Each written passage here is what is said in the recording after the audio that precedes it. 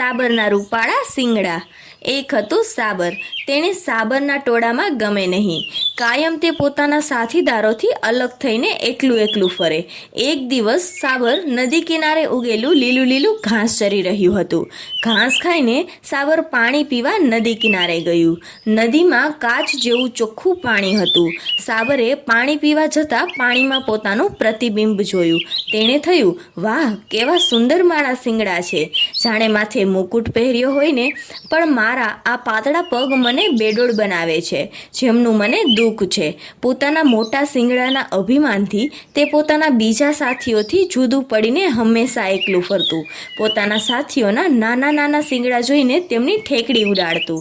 એક દિવસ તે ઘાસ ચરતું હતું। તે સમયે જ નજીકમાં તેમને ધ્રુજાવી દે એવી પરિચિત વાસ તેને આવી। તે કંઈ સમજે તે પહેલાં જ વાવાઝોડા માફક ઘસી આવતા બે ખૂંખાર ચિત્તા જોયા। સાબર તો છલાંગ મારતું ગયું। બંને ચિત્તા તેમની પાછળ પડ્યા। પોતાનો જીવ બચાવવા સાબર આગળ ને આગળ દોડીએ જાય। ઝડપથી દોડવામાં એમને તેના પાતળા પગે ખૂબ જ મદદ કરી। તે ચિત્તાથી ઘણું આગળ નીકળી ગયું અને ગીચ જંગલમાં પહોંચી ગયું। ત્યાં અચાનક જાણે કોઈએ તેમને પકડીને દોડતું અટકાવ્યું હોય તેવું લાગ્યું। સાબરે જોયું કે એના શિંગડા એક ઝાડની ડાળીમાં ભરાઈ ગયા છે। તેને ડાળીઓમાંથી શિંગડા કાઢવા ખૂબ જ મહેનત કરી, પણ વાંકાચૂકા શિંગડા એવા ભરાઈ ગયા કે તે નીકળ્યા જ નહીં। સાબરને થયું કે મારા આ પાતળા પગને મેં ખોટા વગોવ્યા ને।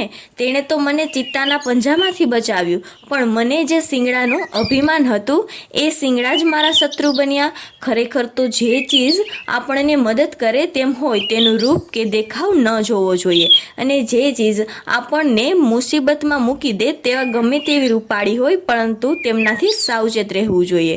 આમ બરાબર વિચાર કરતું હતું ત્યાં જ તેમના સારા નસીબે શિંગડું તૂટી ગયું અને પોતાના પાતળા પગની મદદથી નાસીને પોતાનો જીવ બચાવવામાં સફળ બન્યું। તો બાળ મિત્રો, આ વાર્તા પરથી આપણને શીખ મળે છે કે ખૂબસૂરત દેખાતી વસ્તુઓ પર ક્યારેય ઘમંડ ન કરવું જોઈએ, અને કદરૂપી દેખાતી વસ્તુઓ પણ મુશ્કેલીમાં આપણને કામ આવી શકે છે, તો તેમને માન આપવું જોઈએ।